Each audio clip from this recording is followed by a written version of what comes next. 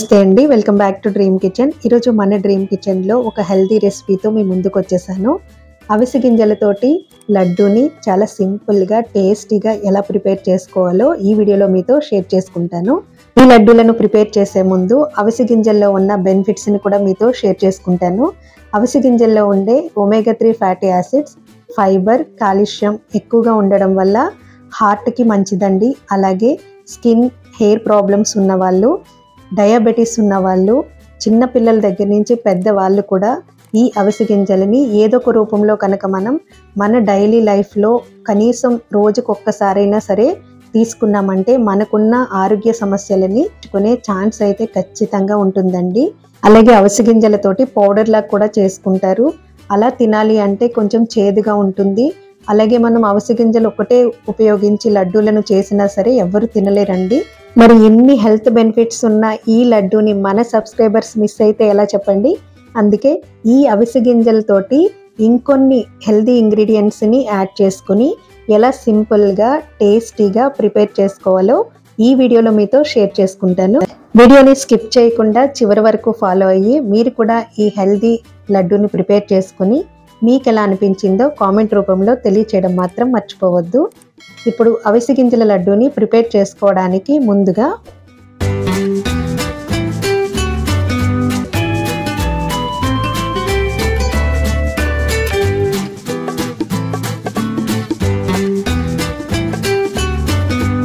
Stove వెలిగించుకొని pan పెట్టుకొని అవిసె గింజల్ని యాడ్ చేసుకోవాలి.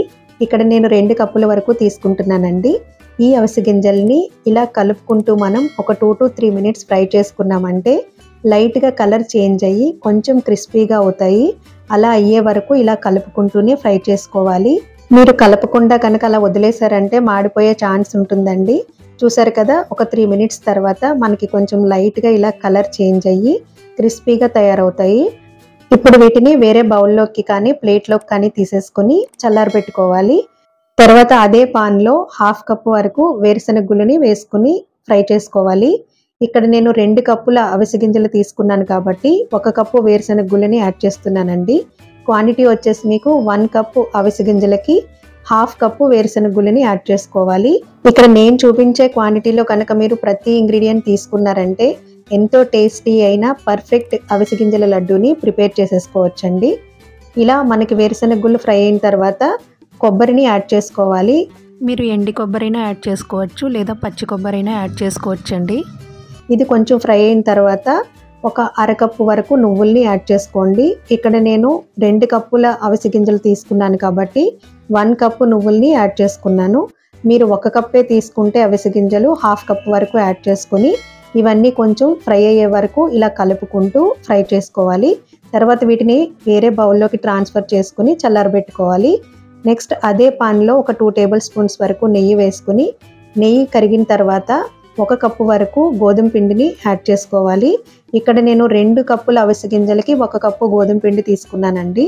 1 కప్పు అవిసె గింజలకి 1/2 కప్పు గోధుమ పిండి సరిపోతుంది. ఇలా మనం నేతిలో గోధుమ పిండిని వేయించినప్పుడు కమ్మటి వాసన వస్తుందండి. అలాగే కలర్ కూడా లైట్గా చేంజ్ అవుతుంది. ఇలా మనం గోధుమ పిండిని ఫ్రై చేసుకున్న తర్వాత పక్కన పెట్టేసుకుని చల్లారబెట్టుకోవాలి. తర్వాత మిక్సీ జార్ తీసుకొని చల్లారబెట్టుకున్న అవిసె గింజల్ని మిక్సీ జార్లో వేసేసుకొని 2 నుంచి 3 యాలకులు కూడా యాడ్ చేసుకొని ఈ మొత్తం కలిపి పౌడర్ లాగా గ్రైండ్ చేసి పెట్టుకోవాలి. చూసారు కదా, ఇక్కడ నేను వీడియోలో చూపిస్తున్నట్లుగా ఇలా మీరు గ్రైండ్ చేసేసుకొని వేరే బౌల్లోకి ట్రాన్స్ఫర్ చేసేసుకొని పక్కన పెట్టేసుకోవాలి. తర్వాత అదే మిక్సీ జార్లో ముందుగా మనం వేయించి పెట్టుకున్న వేరుశనగ గుళ్ళు, నువ్వులు, కొబ్బరి కూడా వేసుకొని ఇలా గ్రైండ్ చేసుకున్న తర్వాత బెల్లంని యాడ్ చేసుకోవాలి. ఇక్కడ బెల్లం క్వాంటిటీ వచ్చేసి 1 కప్పు అవిసె గింజలకి 1 కప్పు బెల్లం సరిపోతుందండి. ఇక్కడ నేను 2 కప్పుల అవిసె గింజలు తీసుకున్నాను కాబట్టి 2 కప్పుల బెల్లాన్ని యాడ్ చేస్తున్నాను. అలాగే మీరు ఇలా బెల్లంని ఈ పౌడర్లో మిక్స్ చేసి చేయడం వల్ల త్వరగా మిక్స్ అయిపోతుందండి. చూసారు కదా ఎంత సాఫ్ట్గా మిక్స్ అయిపోయిందో. అదే మీరు విడిగా బెల్లం వేశారనుకోండి సరిగ్గా నలగదు. ఇలా ప్రిపేర్ చేసుకున్న ఈ ముద్దను కూడా మనం ముందుగా ప్రిపేర్ చేసి పెట్టుకున్న అవిసె గింజల పౌడర్లో వేసేసుకుని అలాగే ఫ్రై చేసి పెట్టుకున్న గోధుమ పిండిని కూడా యాడ్ చేసుకుని మొత్తం బాగా కలిసేలాగా ఇలా మిక్స్ చేసుకోవాలి. ఇక్కడ నేను చెప్పిన క్వాంటిటీలో మీరు తీసుకుంటే నెయ్యి యాడ్ చేయవలసిన అవసరమే ఉండదండి. ఇలా ఈజీగా లడ్డూలను ప్రిపేర్ చేసేసుకోవచ్చు. ఒకవేళ మీకు ఇలా లడ్డూలు అవ్వట్లేదు అనుకుంటే ఒక 2 టేబుల్ స్పూన్స్ నెయ్యి యాడ్ చేసుకుని మీరు లడ్డూలను ప్రిపేర్ చేసేసుకోవచ్చు.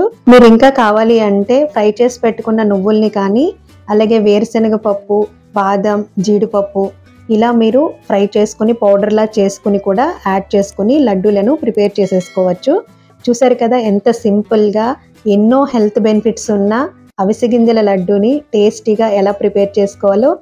నిజం చెప్తున్నానండి, మీరు ఈ లడ్డూలను ప్రిపేర్ చేసేటప్పుడు మీ ఇంట్లో వాళ్ళందరూ కూడా ఆ స్మెల్ వంటగదిలోకి పరిగెట్టుకుని వస్తారండి, ఏం ప్రిపేర్ చేస్తున్నావు అని చెప్పి. అలాగే ఈ లడ్డూలను ప్రిపేర్ చేసేటప్పుడు మీరు ఇంకా హెల్తీగా ప్రిపేర్ చేయాలి అనుకుంటే గోధుమ పిండి ప్లేస్లో రాగి పిండిని యూజ్ చేయొచ్చు. అలాగే బెల్లం ప్లేస్లో ఖర్జూరంని కూడా యూజ్ చేసుకుని మీరు ఇదే విధంగా ప్రిపేర్ చేసుకోవచ్చు. మన ఛానల్లో కొబ్బరితోటి అలాగే జీడిపప్పు, బాదం, నువ్వులు ఇలాంటి హెల్దీ ఇంగ్రీడియంట్స్తో తయారు చేసిన హెల్దీ రెసిపీస్ చాలా ఉన్నాయండి. ఆ వీడియోస్ లింక్స్ని కూడా ఈ వీడియో కింద డిస్క్రిప్షన్లో ఇస్తాను. ఎవరికైనా ఇంట్రెస్ట్ ఉంటే కనుక ఒకసారి చూడండి. ఈ వీడియో మీకు నచ్చితే కనుక ప్లీజ్ లైక్ చేయండి. మీ ఫ్రెండ్స్ అండ్ రిలేటివ్స్కి అవసరం అవుతుంది అనుకుంటే షేర్ చేయండి. మరెన్నో quick and tasty healthy recipes కోసం మన డ్రీమ్ కిచెన్ ఛానల్ని సబ్స్క్రైబ్ చేసుకోవడం మాత్రం మర్చిపోవద్దు. Thank you for watching.